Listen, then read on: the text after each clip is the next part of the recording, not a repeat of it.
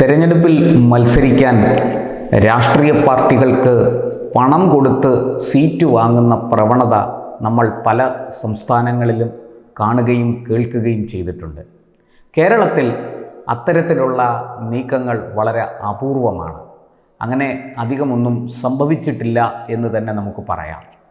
എന്നാൽ അതിന് അപവാദമായി 2014 Thiruvananthapuram Lok Sabha seat CPI എന്ന പാർട്ടി ആ പാർട്ടിയിലെ നേതാക്കൾ കോടികൾ വാങ്ങിക്കൊണ്ട് വിറ്റു എന്ന ഒരു ആക്ഷേപവും ആരോപണവും ഉയർന്നിരുന്നു.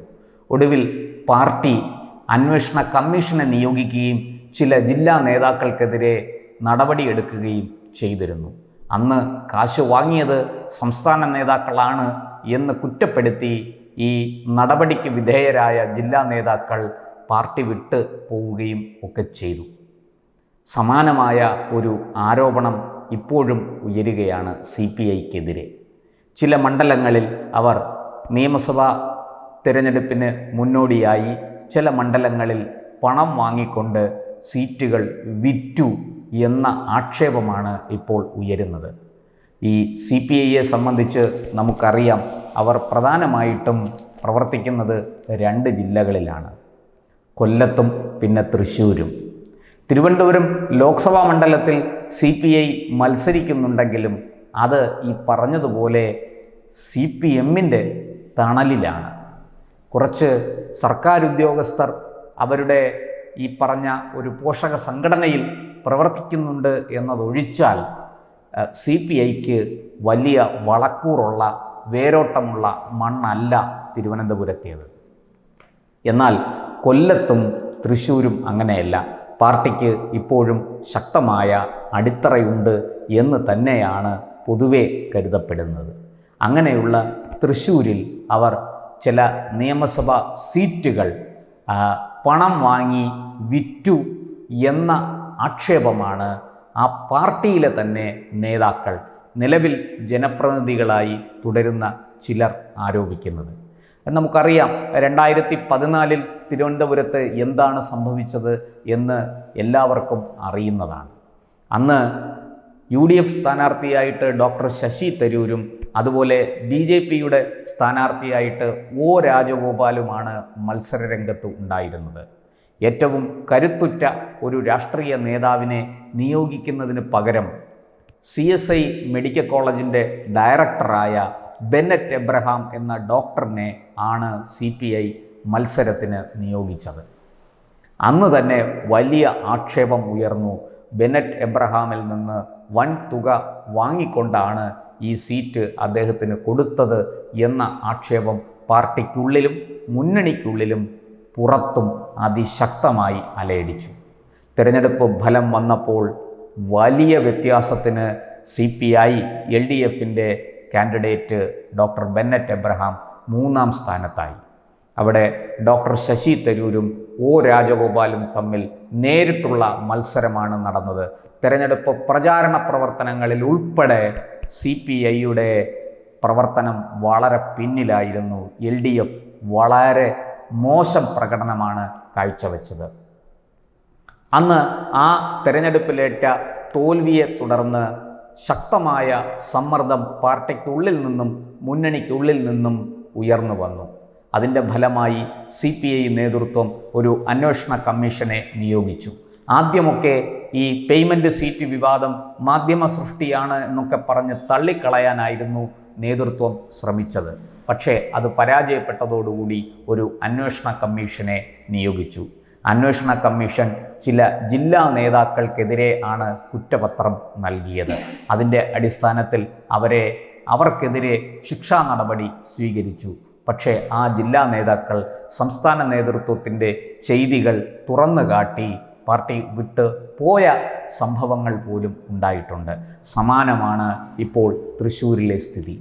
അവിടെ ചില മണ്ഡലങ്ങൾ, അതായത് CPI മത്സരിച്ച് ജയിച്ച നിലവിൽ CPIയുടെ MLAമാരുള്ള ചില മണ്ഡലങ്ങൾ പണം വാങ്ങി വിറ്റു എന്ന ആക്ഷേപമാണ് ഉയരുന്നത്.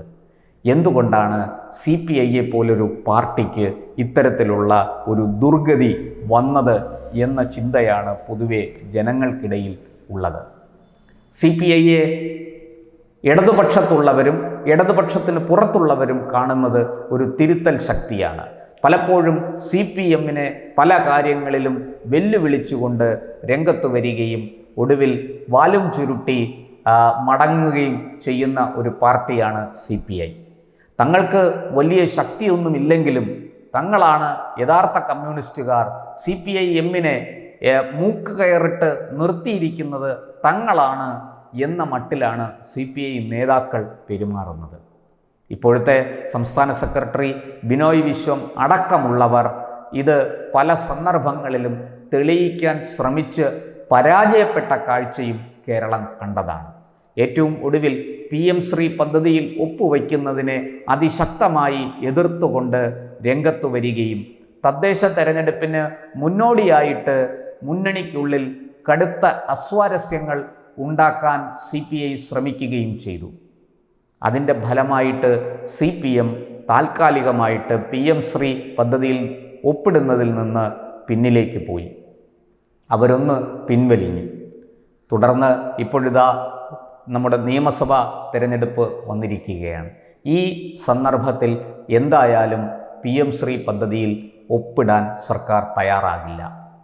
ഒന്ന്, അതൊരു വലിയ വിവാദമാകും, മുന്നണിയുടെ കെട്ടുറപ്പിനെ ബാധിക്കും.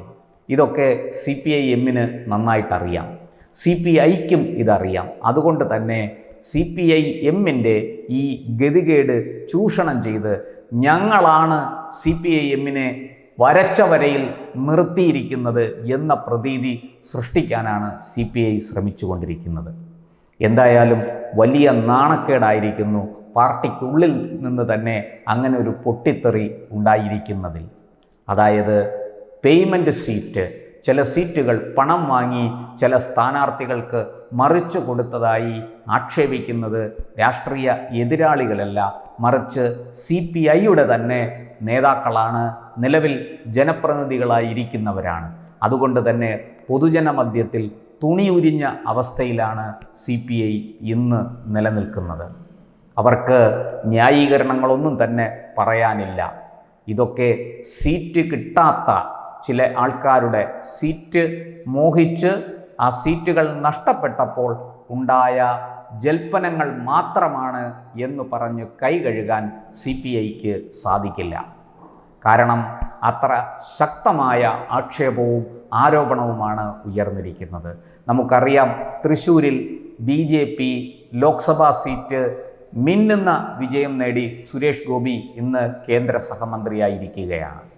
അങ്ങനെ ഒരു സാഹചര്യത്തിൽ BJP വലിയ വെല്ലുവിളി തൃശ്ശൂർ ജില്ലയിൽ തന്നെ ഉയർത്തിക്കൊണ്ടിരിക്കുമ്പോൾ തീർച്ചയായിട്ടും CPIയുടെ ഈ ഒരു നിലപാട്, ആ പേയ്മെൻറ്റ് സീറ്റ് എന്ന ആ വിവാദം ഇടതുമുന്നണിക്ക് കനത്ത തിരിച്ചടിയാകുമെന്ന് തീർച്ചയാണ്.